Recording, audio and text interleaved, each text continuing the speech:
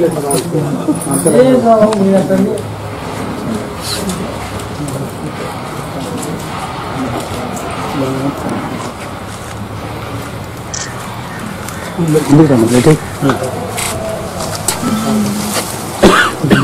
పెళ్ళుకున్నాయి sir, మన దగ్గర నుంచి వెళ్ళిపోయింది, అక్కడి నుంచి రావాలి సార్. అది అంటే దీంట్లో 70% వరకు సబ్మిషన్కి వచ్చినాయి సార్, ఇంకా కొంచెం బ్యాలెన్స్ ఉన్నాయి. అంటే అక్కడి నుంచి రావాల్సింది, మన దగ్గర మన ఆఫీస్ నుంచి అయితే పెండింగ్ ఉండాలి. అక్కడి నుంచి కమిషనర్ ఆఫీస్ ఇచ్చి సబ్మిషన్ ఆఫీస్కి వెళ్ళాలి.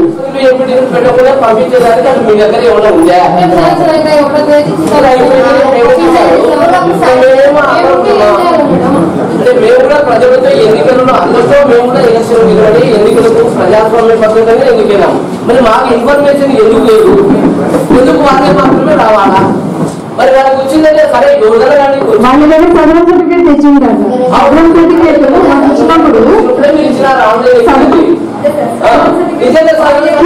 వాళ్ళకి చెప్పాలా, సదరం సర్టిఫికేట్ సదరం మెడికల్ బోర్డు వాళ్ళు చెప్పాలా, వాళ్ళు ఎటువంటి వాళ్ళకి సదరం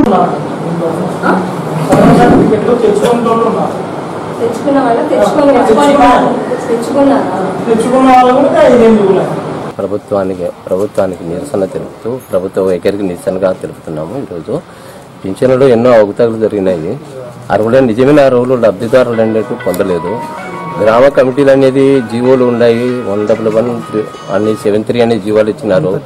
135 అనేది జీవోలు ఇవ్వడం జరిగింది. కానీ గ్రామ సర్పంచ్ ఎంపీటీసీలు పెట్టాలా, కానీ వాళ్ళ సంతకాలు లేకుండా పంపించడం జరిగింది. అలాగే ఎంపీపీకి జెడ్పీటీసీ మండల కమిటీలో కూడా వాళ్ళ ప్రాధాన్యత కల్పించి వాళ్ళకి కనీసం ఇన్ఫర్మేషన్ అనేది ఇవ్వాలా. కనీసం ఇన్ఫర్మేషన్ కూడా లేదు, వాళ్ళంతా వాళ్ళే మండలం నుంచి పంపించడం జరిగింది.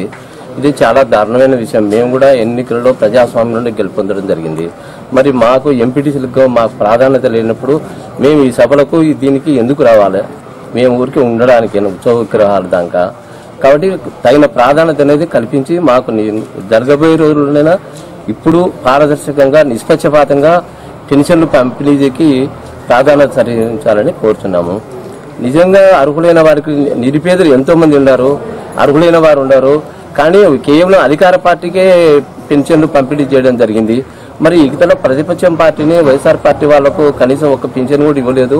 కనీసం ఏ గ్రామంలో సర్పంచులు కానీ ఎంపీటీసీలు కానీ వైఎస్ఆర్ పార్టీలో వాళ్ళతో సంతకాలు పెట్టించుకోవడం కానీ గ్రామ కమిటీలలో కానీ మండల కమిటీలలో కానీ ఎక్కడ కూడా ఇంతవరకు పెట్టించుకోలేకుండా వాళ్ళెంతకు వాళ్ళే పంపించడం జరిగింది.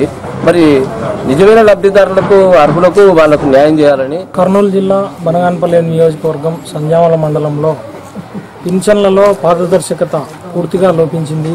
అధికార పార్టీ నాయకులే పింఛన్లను ఈ జన్మభూమి కమిటీల ద్వారా సెలెక్ట్ చేసుకొని అర్హులకు నిజమైన అర్హులకు పింఛన్లు కేటాయించకుండా ఏకపక్షంగా వ్యవహరిస్తున్నందుకు నిరసనగా సంజామల మండలంలో మా వైఎస్ఆర్సీపీ పార్టీ తరఫున నిరసన వ్యక్తం చేస్తున్నాము. ఇప్పటికైనా ప్రభుత్వ ఉన్నతాధికారులు ఈ విషయాన్ని గమనించి అర్హులైన పేదలందరికీ పింఛన్ల మంజూరులో సరైన ప్రాధాన్యత కల్పిస్తారని చెప్పి ఈ సభాముఖంగా ముక్కమల్ల గ్రామం సంజామల మండలం సర్పంచిగా నేను చెప్తున్నది ఏంటంటే, మా ఊర్లో అధికార పార్టీ వాళ్ళు 22 పింఛన్లు టిక్ వేసుకొని వాళ్ళ పైలట్లుగా ఉండే వాళ్ళకు మాత్రమే పింఛన్లు ఇస్తే బీద సాదా వితంతువులు డిజేబుల్ ఉండే సర్టిఫికెట్ ఉండే వాళ్ళను పక్కన పెట్టి వాళ్ళ ఇంటి చుట్టూరు తిరిగి పైలట్లుగా తిరిగే వ్యక్తులకు మాత్రమే పింఛన్లు మంజూరు చేసుకొని పొలాలుండి అర్హులుగా ఉండే వాళ్ళకు లేకుండా భూములు ఉండే వాళ్లకు రైతులుగా డబ్బులు ఉండే వాళ్ళకు మాత్రమే ఇచ్చి వాళ్ళు ఏకఛత్రాధిపత్యం వహించుకొని మా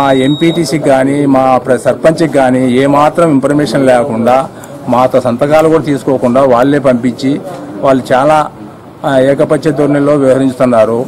చంద్రబాబు నాయుడు మాత్రం నాటి పారదర్శకత ప్రభుత్వం అంటున్నాడు.